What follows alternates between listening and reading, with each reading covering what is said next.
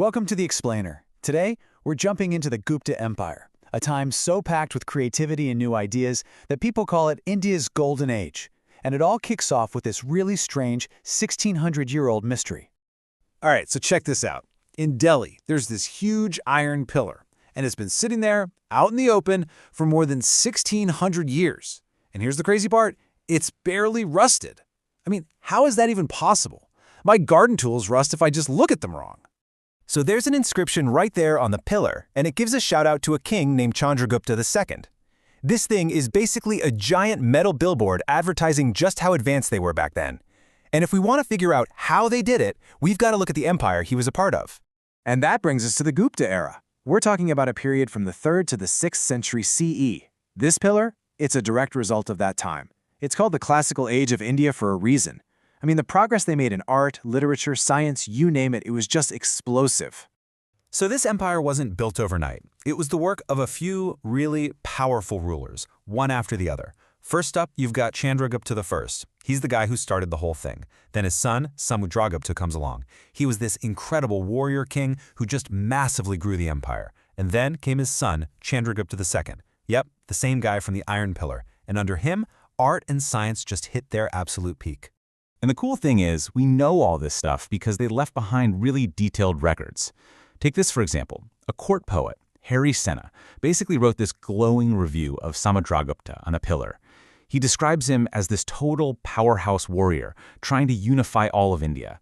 But at the same time, a guy who loved art and music so much, he even had coins made showing him playing a stringed instrument. It's such a fascinating contrast, right? Okay, so kings and conquests are great and all, but what was it like for the average person walking down the street? What was daily life really like? Well, lucky for us, we actually have an eyewitness account from a traveler who saw it all firsthand. Around 400 CE, this Chinese Buddhist scholar, Faxian, made this epic journey across India. And the man noticed everything. He kept this amazing travel diary, and it's basically like reading a blog from 1600 years ago, giving us this incredible snapshot of the empire when it was at its absolute best. And what Faxian wrote is, well, it's complicated.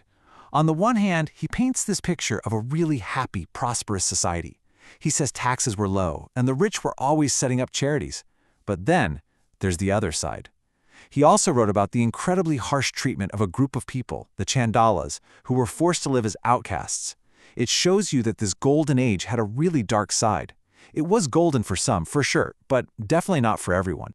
So how did they manage all this? Well, the empire was really well organized. They were smart about it. Instead of trying to micromanage everything, they let local leaders run their own provinces.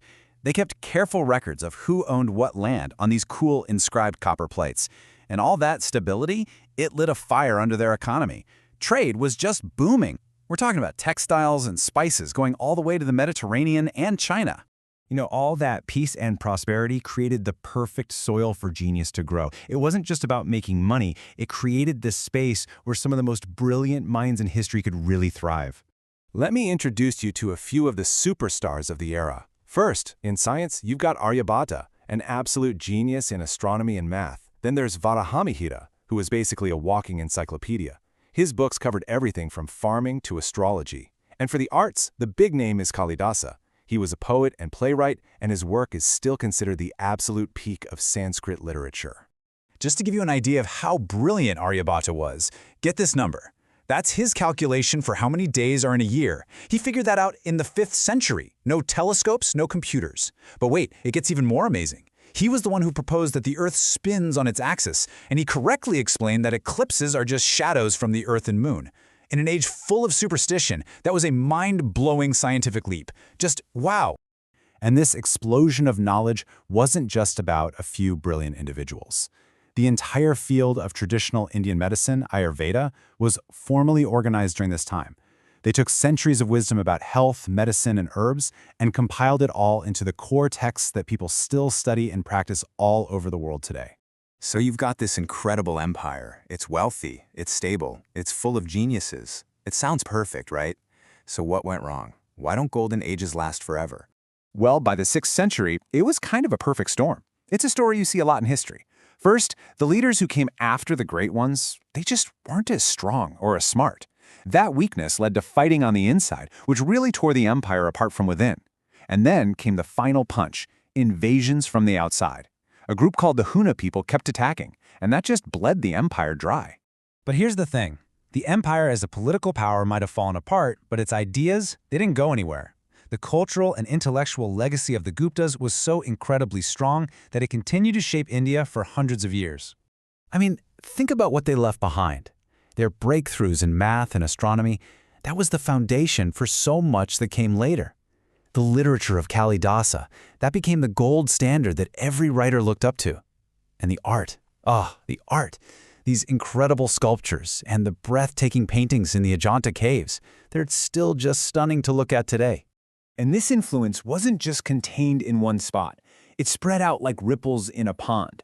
Other powerful kingdoms at the time, all across the subcontinent, were pulled into the Guptas' cultural orbit. It was a clever strategy. They created this huge, connected cultural zone that lasted long after the empire itself was gone. And that brings us right back to where we began, staring at that amazing rust-free pillar. It really is more than just a cool piece of old metal, isn't it? It's like a silent testament, a monument to a time when creativity, science, and art were truly valued. It makes you think, doesn't it?